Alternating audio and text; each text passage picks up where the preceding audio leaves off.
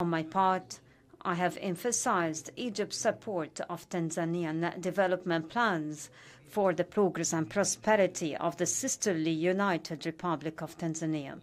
I have also stressed Egypt's readiness to share the Egyptian experience, provide the technical support, and contribute to the capacity building of the Tanzanian national cadre via the training courses offered by several Egyptian authorities, most notably the Egyptian Agency of Partnership for Development.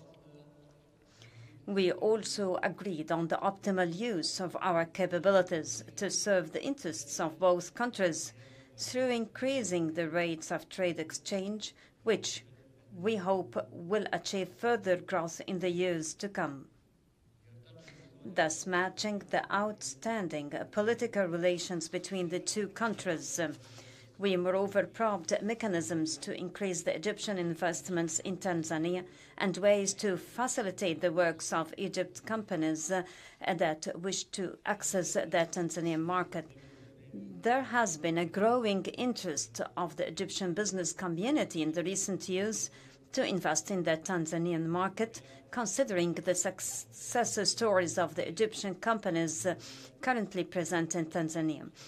This is the best evidence of the ongoing momentum of our bilateral relations and the huge potential that we can unlock to strengthen our two countries' cooperation.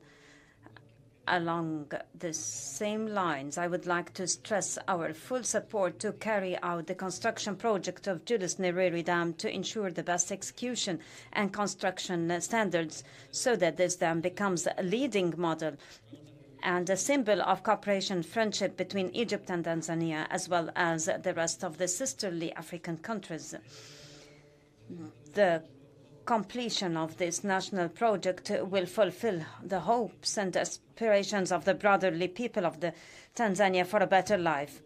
It is also an embodiment of the Egyptian support of the Nile Basin countries' rights to best utilize the water resources without impacting the rights and endowments of other countries.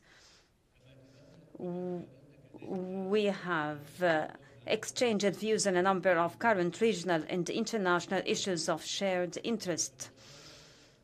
We have also reviewed the developments of the Renaissance Dam, being an existential issue affecting the lives of millions of Egyptians.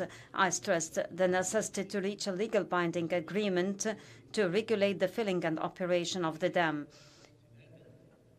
based on the rules of the international law and relevant Security Council conclusions, away from any unilateral approach which seeks to impose a fait accompli and ignore the basic rights of nations. I asserted our vision to make the River Nile a source of cooperation and development, being the lifeline of all the Nile Basin countries. Your Excellency, President Samia Hassan, meeting with you today gives me a great pleasure. It reflects the convergence of the two countries' views on many issues. I look forward to a further and closer cooperation between our two countries to serve our mutual interest and that of the African continent. I wish the sisterly United Republic of Tanzania prosperity and stability. Once again, I welcome you and the accompanying delegation to your second home, Egypt. Thank you.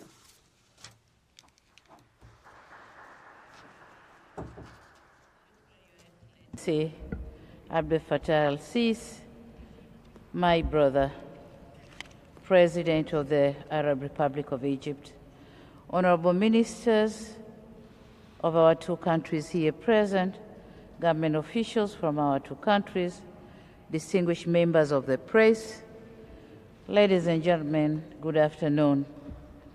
As you can see, much has been said by my brother, His Excellency President Abdel Fattah al-Sisi. I therefore will be very brief because in my culture, the guest is not supposed to speak much after the host has spoken.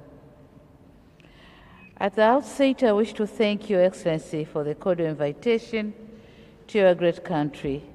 I also wish to note with gratitude the warm welcome and gracious hospitality accorded to me and my entire delegation since we arrived in this beautiful city of Cairo.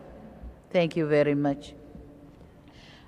I've been to Egypt in the past, but this is my first visit in Egypt since I took over as the President of the United Republic of Tanzania, and I can say without a flick of an eyelid that the Egypt I knew by then is not the Egypt I'm witnessing today.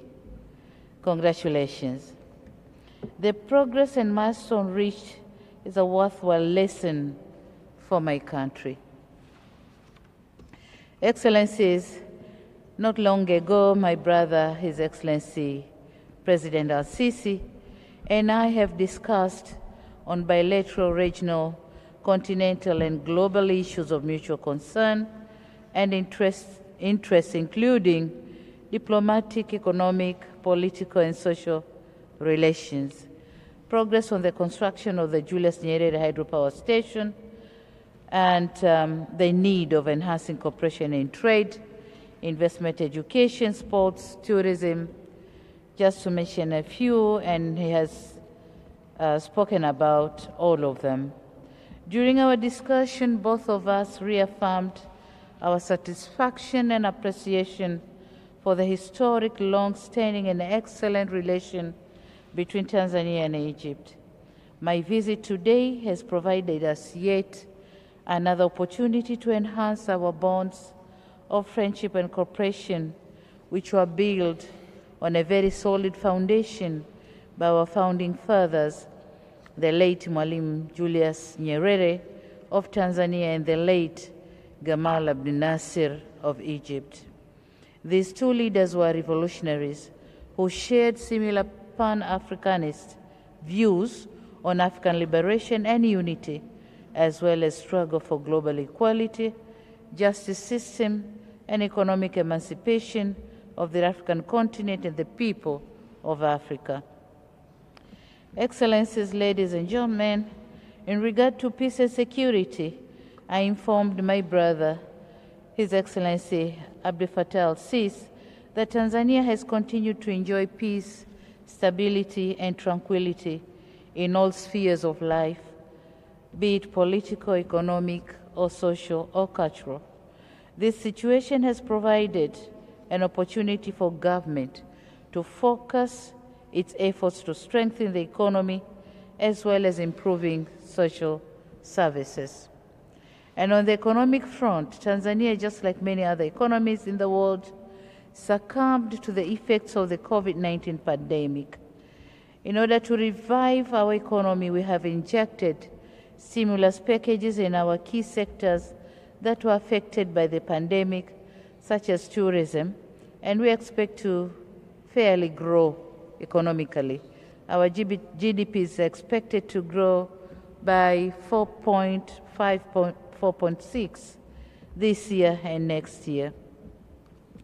Over the years, with regard to Egypt-Tanzania Development Cooperation, my government appreciates the long-standing technical assistance provided by the government of Egypt through the years in areas of cooperation that include so many factors, as I have mentioned here earlier. So over the years, we have been recipients of a number of scholarships and capacity building programs from the Egyptian government. This support in our education sector has played a vital role of building capacity, increasing knowledge, skills, and expertise of our public officials. Tanzania greatly values this support, and I have requested from my counterpart for continued cooperation and more opportunities in other areas of the mutual benefit of our two countries and peoples. My native language, Swahili, is Africa's widely spoken language, and our discussion would not replete without a mention of a language that has played a key role in unifying our continent. I commend my brother, President Al-Sisi, for bold move and decision to commence teaching the Kiswahili language in Egyptian higher learning institutions, as a strategic language. This is a move in the right direction of unifying our people. I express Tanzania's readiness to support Egypt in this worthwhile endeavor and will send a team of experts to discuss Egypt's particular needs and agree on a framework on how Tanzania and Egypt can cooperate in this area. Excellencies, ladies and gentlemen, on defense and security, this is a paramount issue in any country national agenda. With Egypt having excelled in the defense and security sector, our discussion also touched on defense and military cooperation between our two countries. It is gratifying to note that Egypt and Tanzania share mutual concern for peace and security at regional and global levels. I wish to register my sincere sense of appreciation to the government of Egypt for the continued support in providing capacity building to our military personnel. We discussed on the need to further enhance military cooperation that exists between our two national armies by increasing joint training exercises and exchange of expertise in peacekeeping and the fight against terrorism, extremism, and piracy. With regards to energy sector, Tanzania also expresses its gratitude to the government of the Republic of Egypt for their support. Our two countries are working together in the energy sector. A joint venture of two Egyptian companies has been contracted by our national power company to build, as he said it rightly, the Julius Nyerere hydropower project, of which upon its completion, we're expecting it's going to produce 2,115 megawatts of electricity, and this is a very big stride for industrialization agenda of Tanzania. This being a mega strategic project for our country, I wish to reiterate the commitment of my government in honoring our obligations with a view to realizing this great national flagship project. We are also optimistic that continued support will be offered to the project by the government of Egypt, and my brother here has reaffirmed on this support. Excellencies, the Joint Commission for Cooperation, JCC, was established long ago, and we had some meetings, but then it's long overdue. We need to meet, and we have agreed that the JCC is going to meet next year, early next year.